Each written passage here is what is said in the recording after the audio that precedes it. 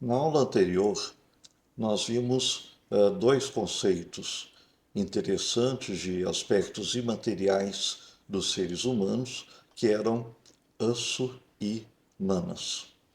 Nesta aula, a gente vai ver outros dois conceitos védicos importantes, Prana e Atman, que tiveram uma enorme importância depois.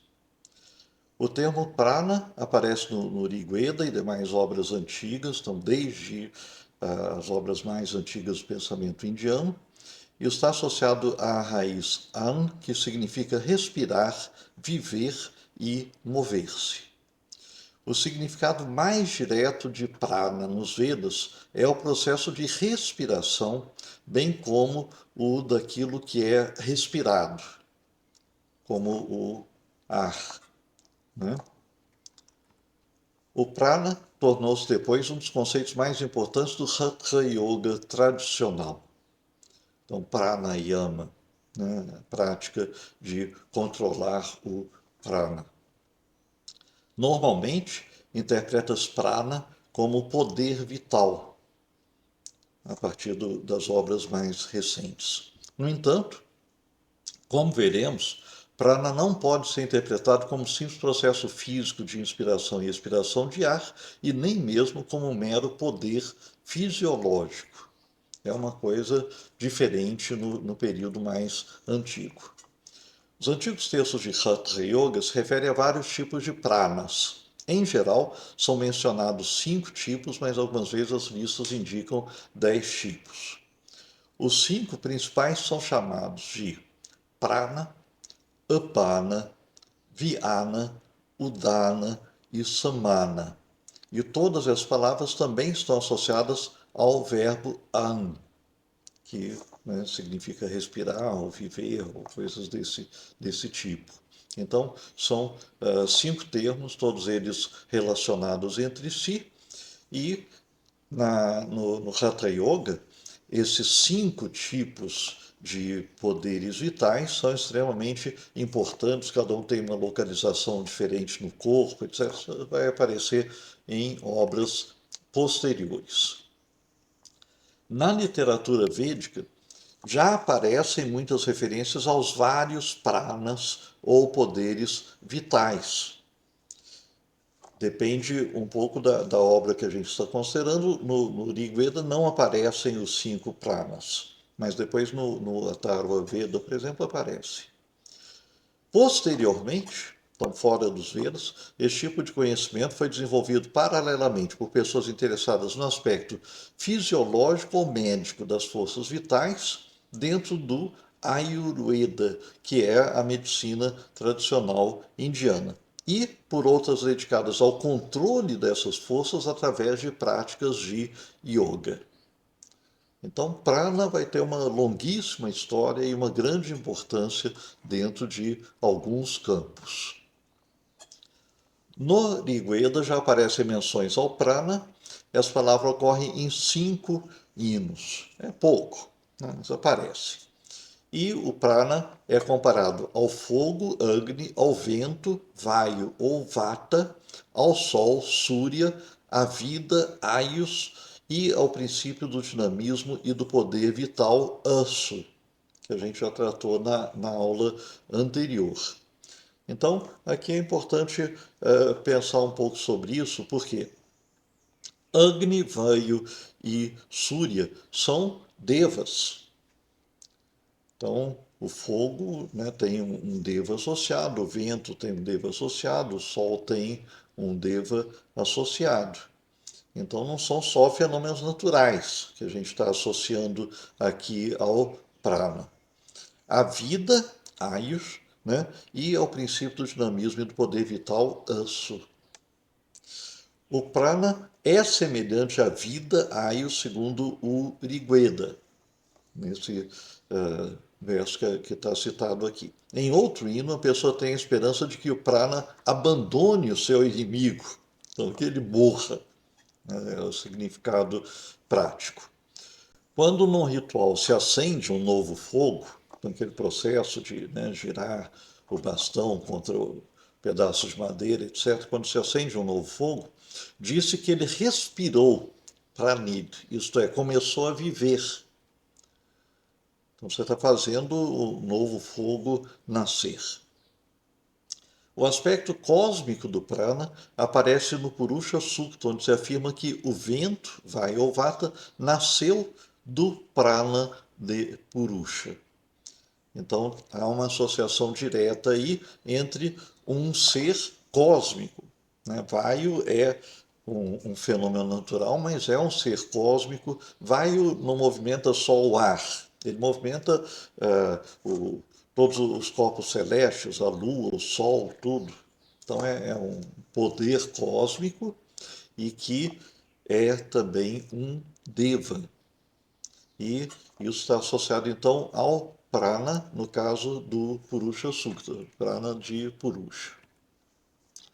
A relação entre prana e vayu ou vata é mantido na literatura posterior.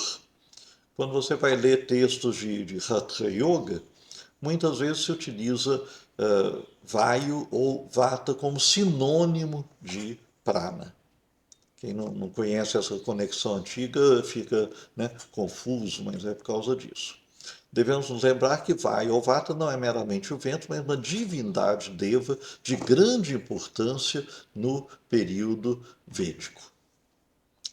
Prana é considerado um poder vivificador, Jivana, da Devi Ushas, que representa a luz do amanhecer. Então, Ushas traz também prana. Em um dos hinos, prana e apana são comparados aos raios emitidos pelo sol. O sol também traz vida. Então, prana e apana seriam como raios que estão vindo do sol. Em alguns hinos do Rigveda, Vayu adquire um importante significado cósmico, sendo considerado como rei do universo inteiro, como a vida dos devas, o primogênito que participa da ordem cósmica Rita, o soberano de Rita e o protetor do Dharma, a ordem social e universal. O sol e o fogo estão associados ao vento e também ao prana, em alguns hinos do Rigveda, que chegam a afirmar que o fogo e o sol respiram. Então é claro que aqui a gente está vendo que a respiração não é a respiração humana. É um processo diferente, porque está associado também ao fogo e ao sol. Se o prana pode vir do sol, se, né, a aurora traz o prana, etc. É alguma coisa diferente do que nós pensamos normalmente. As relações entre os poderes cósmicos e o corpo humano ou de animais aparecem mais claramente no Atharva Veda, tornando-se claro que os vários tipos de prana mencionados não podem ser interpretados como indicando meramente o processo de respiração. Então, aqui, parênteses. Tem autores que analisam apenas os pouquinhos trechos que aparecem no Rigveda e que vão dizer que prana e apana significam inspiração e expiração, né? Bom, mas depois aparecem outros tipos no Atharva Veda, no Yajurveda, etc., que não dá mais para interpretar como inspiração e inspiração, porque são mais de dois. E mesmo no Rigveda é complicado dar essa interpretação. Um hino do Atharva Veda menciona a presença de prana e apana no embrião humano antes do nascimento. Isso não pode ser interpretado como inspiração e expiração de ar.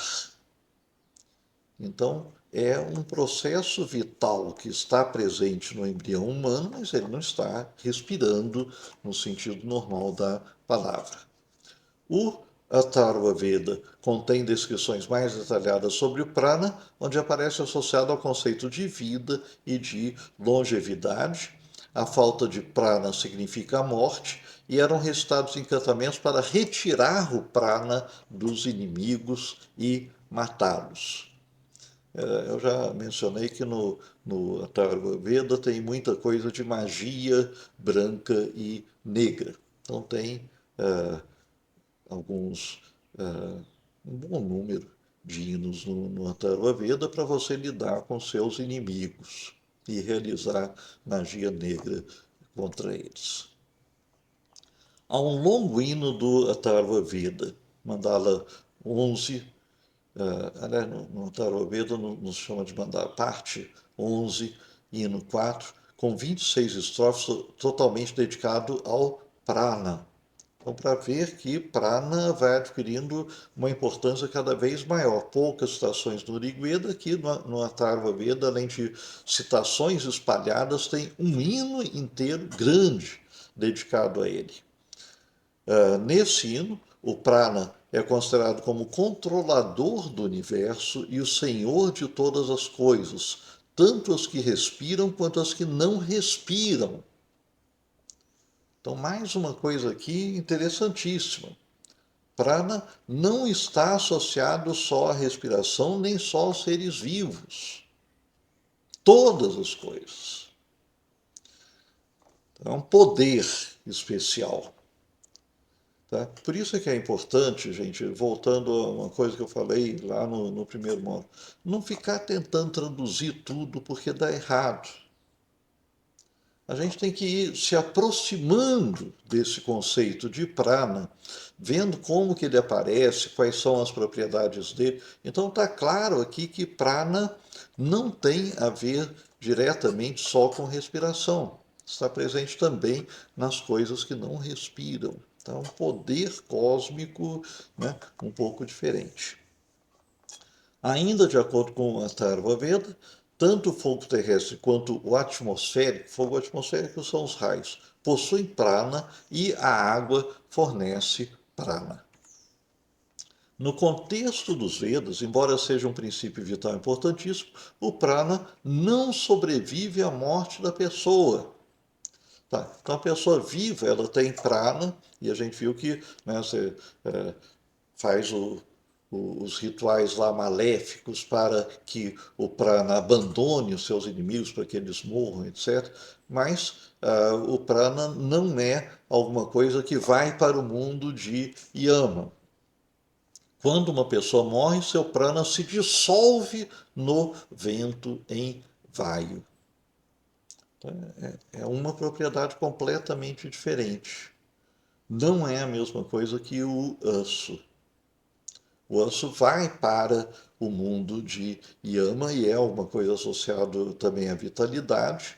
O prana está relacionado à vitalidade, mas ele não vai para o mundo de yama. A pessoa morre, então seu prana se dissolve nessa entidade cósmica que é vaio. Portanto, trata-se de um conceito completamente distinto de anso.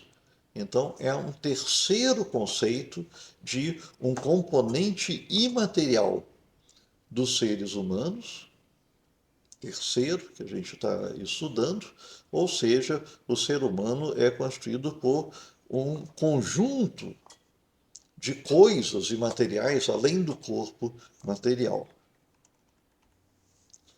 O autor Arthur Ewing fez uma análise detalhada de todos os hinos dos Vedas em que aparecem menções aos diversos tipos de pranas. O trabalho dele é citado por todo mundo e eu utilizei o artigo dele.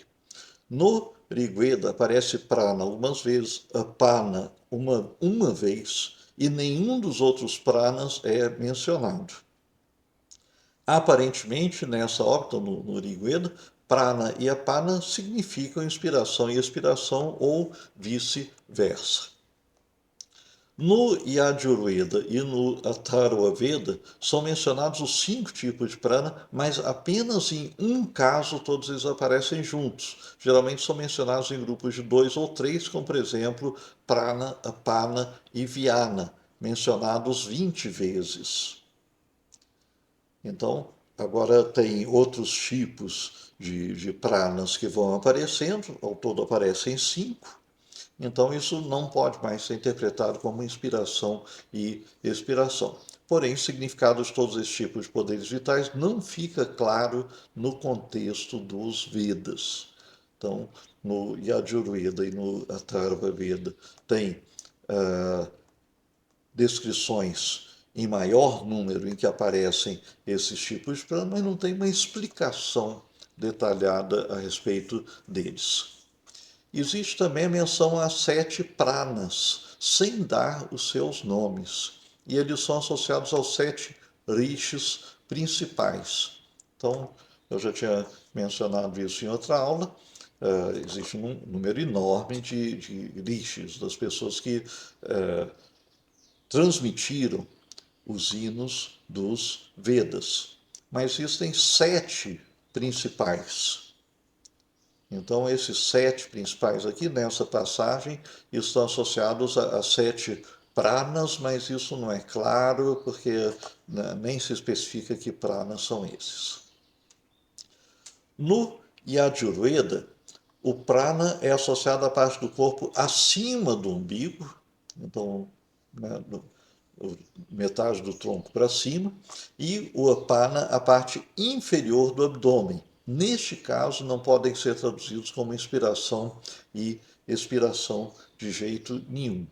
E aqui então começa a surgir a localização dos vários tipos de poderes vitais, como aparece em obras posteriores. Então, o prana associado à parte superior do tronco e o apana associado ao abdômen. Isso é mantido em obras muito posteriores, depois nas Upanishads e nos textos de Hatha Yoga. Por fim, vamos analisar como surge o conceito de Atman nos Vedas. Então, Atman, na literatura posterior, nas Upanishads, nos textos filosóficos, é uma das coisas mais importantes do pensamento indiano. A palavra começa a aparecer nos Vedas. A palavra é utilizada de forma comum como um pronome reflexivo, si mesmo, si próprio, como em frases, ele machucou a si mesmo, ou ele machucou a si próprio. Então, esse si mesmo ou si próprio é, em sânscrito, Atman. Então, é um pronome reflexivo. Como substantivo, ele tem etimologia desconhecida. Então, os autores discutem de onde que veio e não chegam a uma conclusão. Então, por favor, não venha depois comentar que o professor Roberto não sabe que a etimologia de Atman é X e que eu encontrei o autor fulaninho dizendo isso. Bom, eu conheço uma porção de autores que tentam encontrar de onde veio a palavra Atman, eles não concordam entre si. Então é melhor não se fixar em um autor apenas e achar que ele é uma maravilha e que ele resolveu tudo. Tá? Cuidado. Bem, então o substantivo Atman tem etimologia desconhecida, a gente não sabe de onde veio a palavra, e aparece no Rigveda associado à respiração e ao vento, Vata, então até aí semelhante ao prana, ou como força vital, espírito vital. Em uma passagem corresponde ao ser vivo concebido como uma unidade, como se fosse a pessoa inteira seria representada pelo Atman, porque aqui está tomando esse sentido mais comum, né? O si mesmo. Então, o si mesmo, no período mais antigo, inclui o corpo. Num determinado hino do Rigveda, que está identificado aí, referindo-se a Varuna, o hino afirma: o vento Vata é o seu Atman. Tá? Então, lembrando, né? Vayu ou Vata é o vento, é um Deva, é um ser divino, é um ser cósmico, ele está associado ao Prana e aqui está claramente associado ao Atman. Então, o Atman de Varuna, que é um Deva, é Vayu, é o vento. Em outro hino do Rigveda também, o vento Vata é descrito como Atman dos Devas, o embrião do mundo, não só de Varuna, né, mas dos Devas em geral. No entanto, Atman nunca é igualado a Prana, são conceitos distintos. Então é curioso. né, como ponto de partida, dá a impressão de que, nossa, mas então é a mesma coisa, Atman e Prana, está associado a Vata, mas não, não. É um outro componente imaterial. No Yajurveda, em um hino que fala sobre o sacrifício de animais, há uma correlação entre os vários princípios imateriais deles e entidades cósmicas. Então é interessante porque aqui a gente vai ver uma diferenciação de alguns desses poderes. Ele deve fazer com que a visão Chakshu se dirija ao Sol, Surya, então olho, né, visão. Ele deve enviar o alento Prana para o vento, Vata, o Anso para a atmosfera, Antariksha, o corpo Sharira para a terra, Prithvi. Então, é como se, ao morrer, aqui está falando do sacrifício animal, né? Mas também para o ser humano, né? Então, tem uma porção de coisas como o sentido da visão, o prana, o aço, etc. Cada um vai para um lugar diferente. Então, a pessoa se dissolve no cosmos. Mas há as associações específicas e as coisas para onde cada um vai. Ao descrever a morte de uma pessoa, o Atharva Veda diz: o sol receberá minha visão, o vento meu prana, a atmosfera meu Atman, a terra meu corpo. Tenho o nome de invencível, como tal, deposito meu Atman sob a proteção do céu e da terra. Essa é uma passagem muito importante, vamos entender bem aqui. Então, aqui é legal porque aparece tanto Prana quanto Atman e eles estão claramente diferenciados, porque quando a pessoa vai morrer, a visão vai para o sol vai receber a minha visão. O vento vai receber o meu Prana e a atmosfera vai receber meu Atman. Mas é diferente. Vento e atmosfera, você fala, é a mesma coisa. Não é. Não é. O vento é um poder dinâmico, enquanto que a atmosfera é uma das três partes do universo sensorial. Então, o universo sensorial, aquilo que a gente percebe é o quê? É terra, a atmosfera e o céu. São as três partes do universo. Então, essa atmosfera, essa, né, segunda parte do universo, não é o vento, é uma região do espaço. E é para lá que o Atman vai.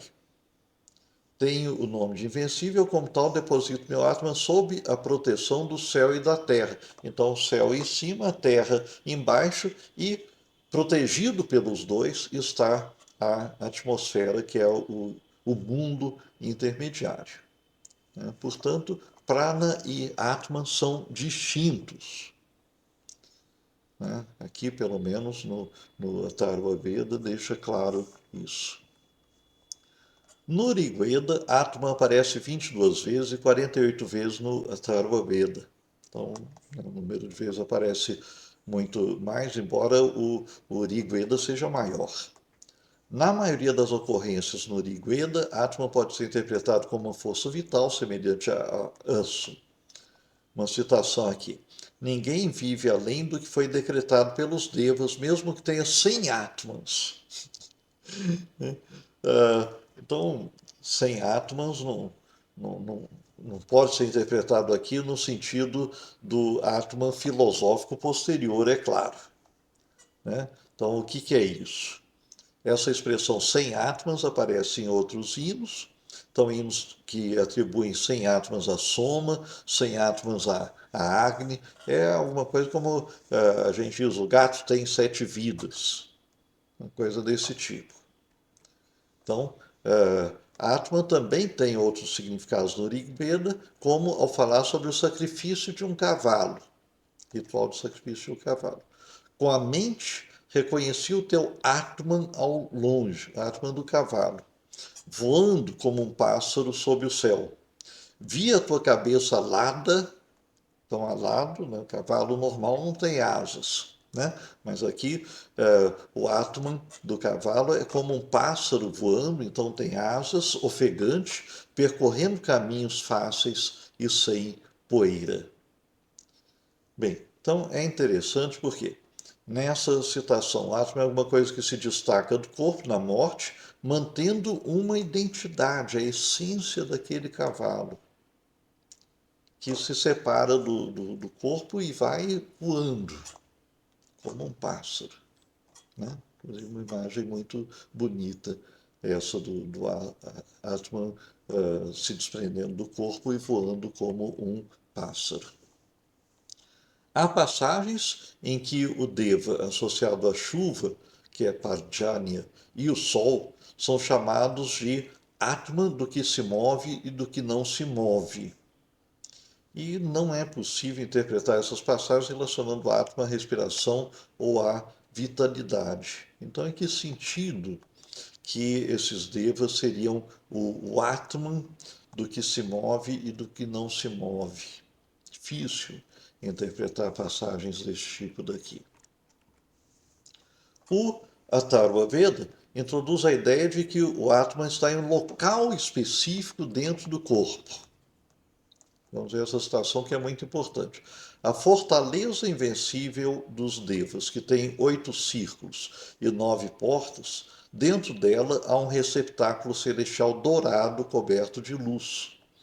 Nesse receptáculo dourado, que tem 3 raios e 3 suportes, está a maravilha que possui o Atman, que os conhecedores de Brahman conhecem.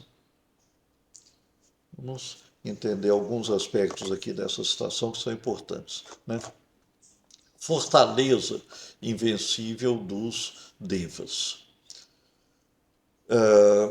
Tem algumas obras, não nos Vedas, mas obras posteriores, que vão interpretar a palavra Purusha como vindo de Pur, que significa o quê? Uma fortaleza.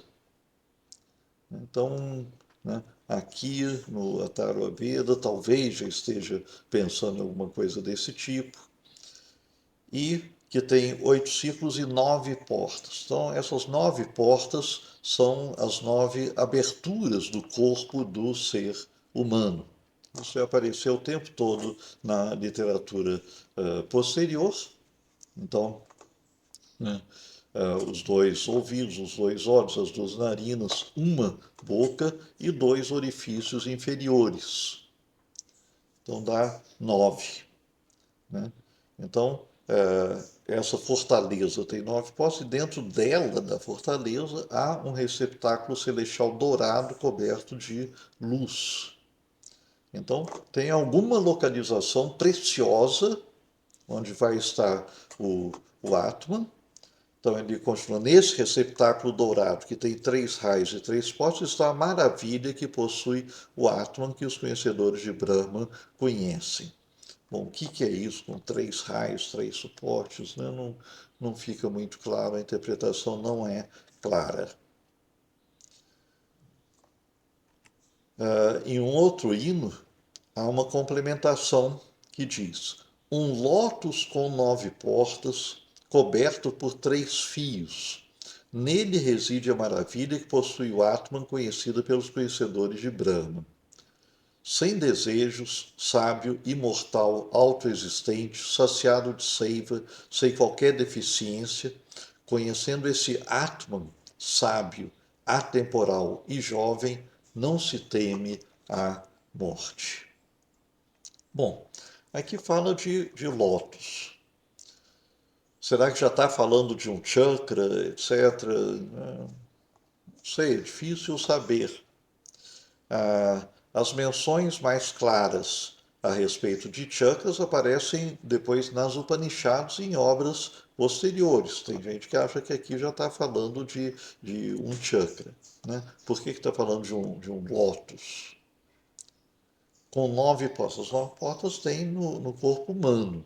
Não tem em nenhum chakra tem a descrição de ter 9 portas. Coberto por 3 fios. Né? Difícil saber. Mas então existiria alguma coisa dentro do ser humano onde está localizado o Atman. Essas passagens do Atharva Veda sugerem o conceito de Atman como alguma coisa essencial do ser humano, algo perfeito e imortal. Porém, não é uma essência individual e quando a pessoa morre, o Atman se funde à atmosfera, assim como o prana ao vento. Nós já vimos essa citação.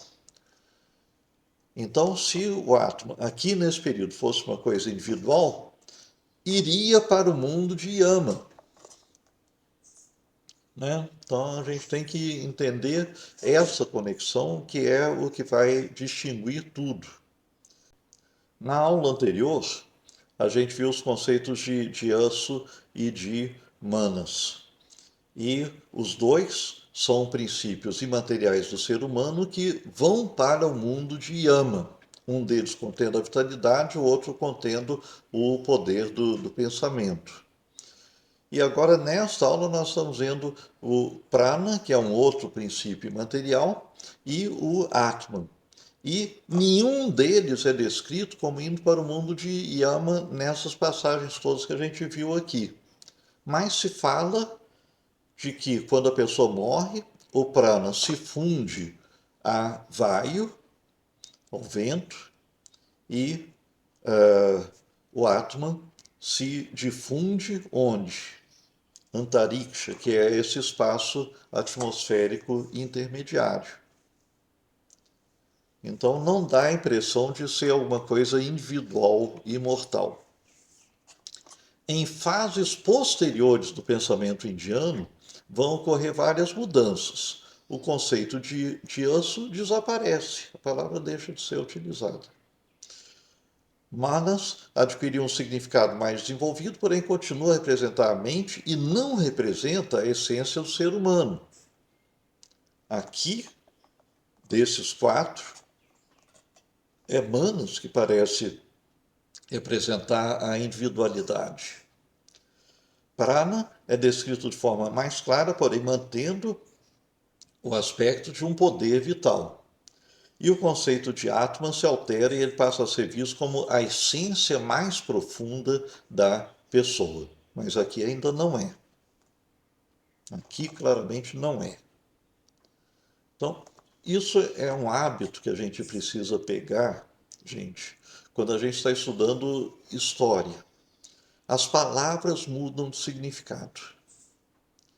E a gente não pode dar interpretações anacrônicas, a gente não pode projetar sobre o lugar onde aparece Atman no Rigveda a interpretação de Atman que é dada muito tempo depois nas correntes filosóficas indianas. Não pode. As palavras mudam de significado. Você precisa entender cada palavra no seu contexto. E vocês veem que, às vezes, no Rigveda e no Atharva Veda tem conotações diferentes. Então, a gente tem que respeitar essas diferenças. Após essa exposição, você pode estar pensando, muito bem, essas são reflexões teóricas presentes nos Vedas, mas como elas eram justificadas ou argumentadas? Né? E quando a gente pensa em filosofia, a gente pensa em alguma justificativa, alguma argumentação, etc. Não sabemos.